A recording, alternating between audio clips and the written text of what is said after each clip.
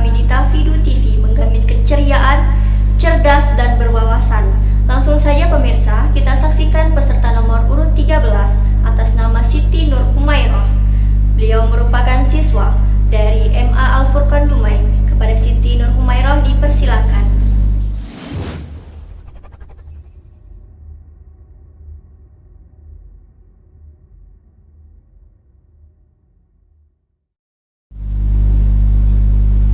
Bismillahirrahmanirrahim.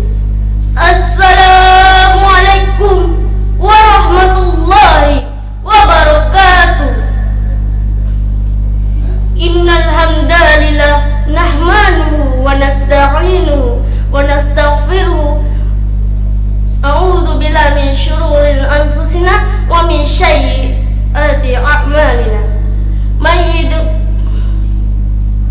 yahdihillahu fala mudilla lahu wa man yudlil fala hadiya lahu.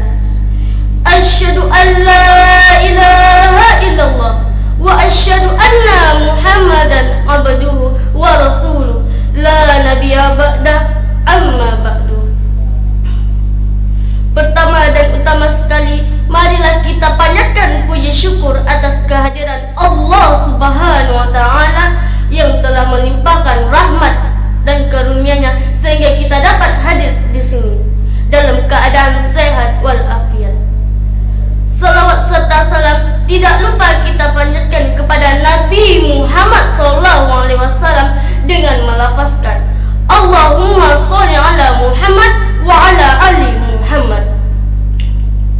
Baiklah, judul pidato saya kali ini adalah Hikmah Isra Mi'raj untuk mewujudkan generasi milenial yang bermoderasi agama.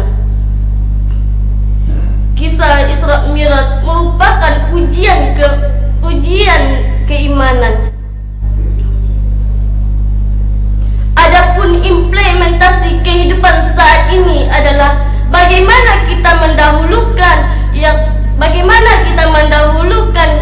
yang dulu dalam melaksanakan ibadah.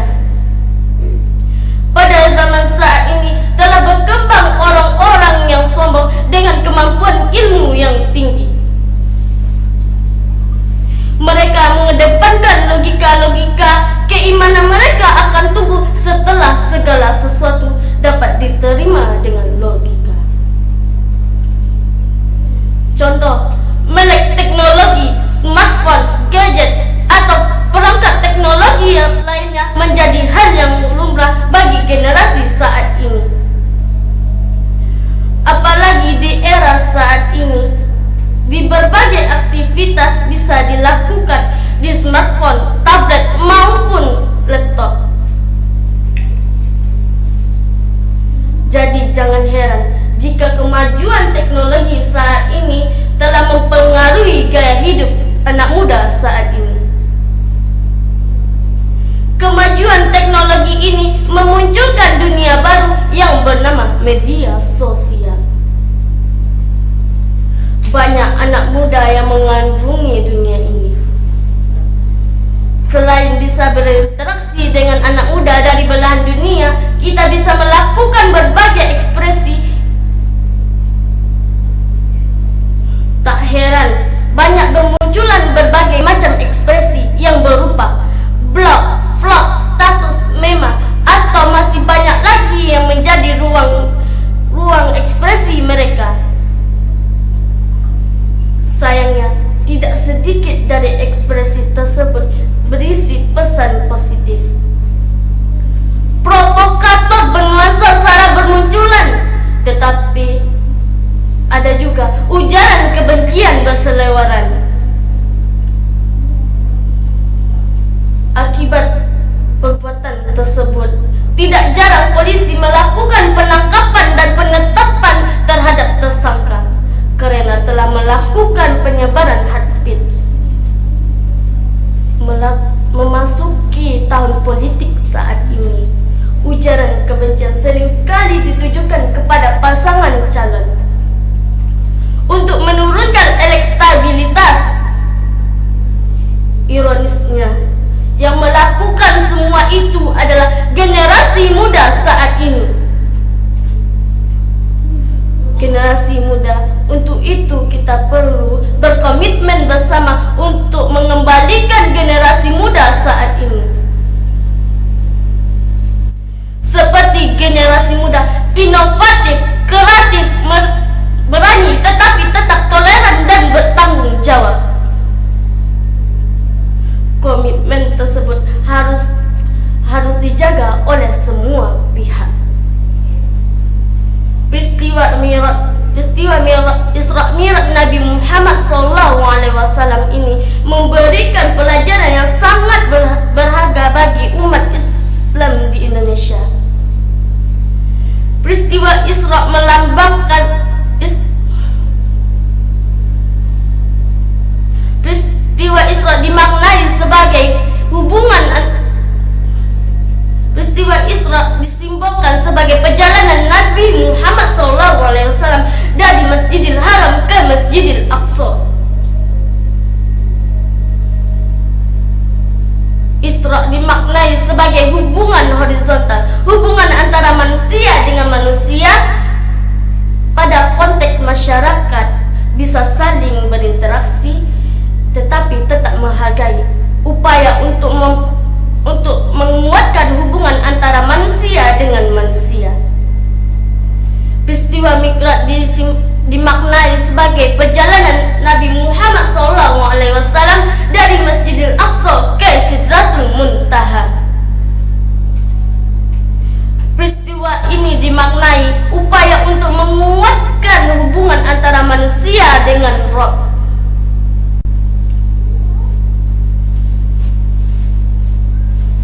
Di balik semua ini menunjukkan bahwa umat Islam adalah umat yang taat atas segala perintah Allah Subhanahu wa taala.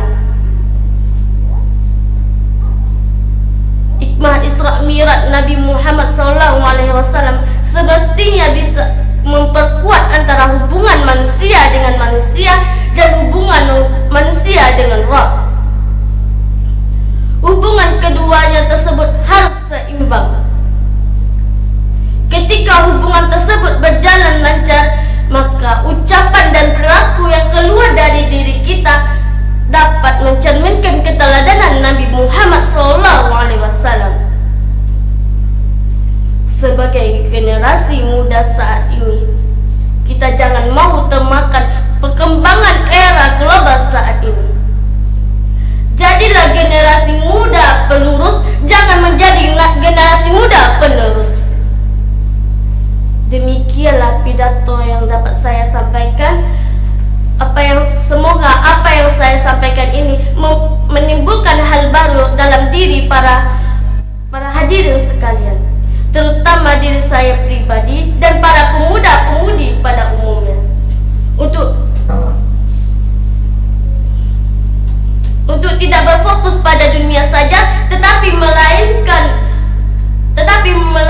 untuk menggunakan barang-barang milenial itu sebagai sarana untuk mendekatkan diri kepada Allah Subhanahu wa taala.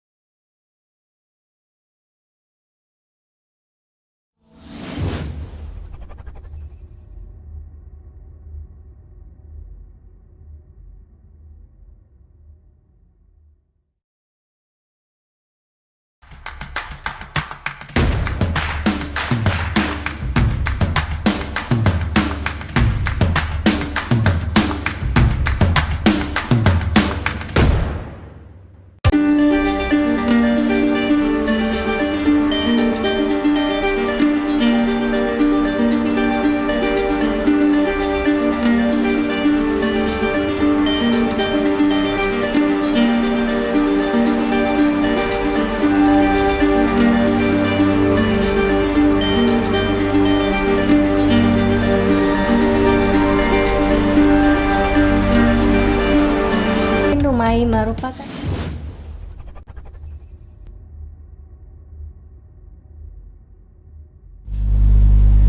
Jangan lupa like, komen, dan subscribe.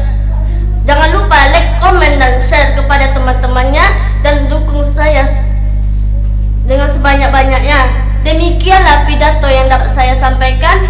Apabila ada kata saya yang salah, mohon dimaafkan. Karena sesungguhnya kebenaran itu datang dari Allah Subhanahu wa taala dan kesalahan itu datang dari diri saya pribadi. Wabillahi taufik wal hidayah. Wassalamualaikum warahmatullahi wabarakatuh.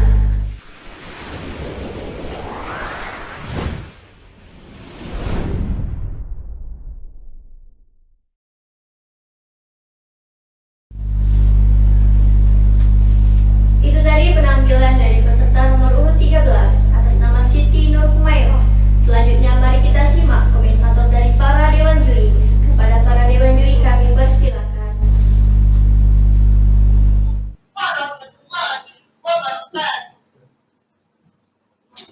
Oke baik, Siti Nur Humairah ya, Siti Nur Humairah dari MA Al-Furqan Dumai, ini satu-satunya perwakilan Al-Furqan ya yang di Perwira.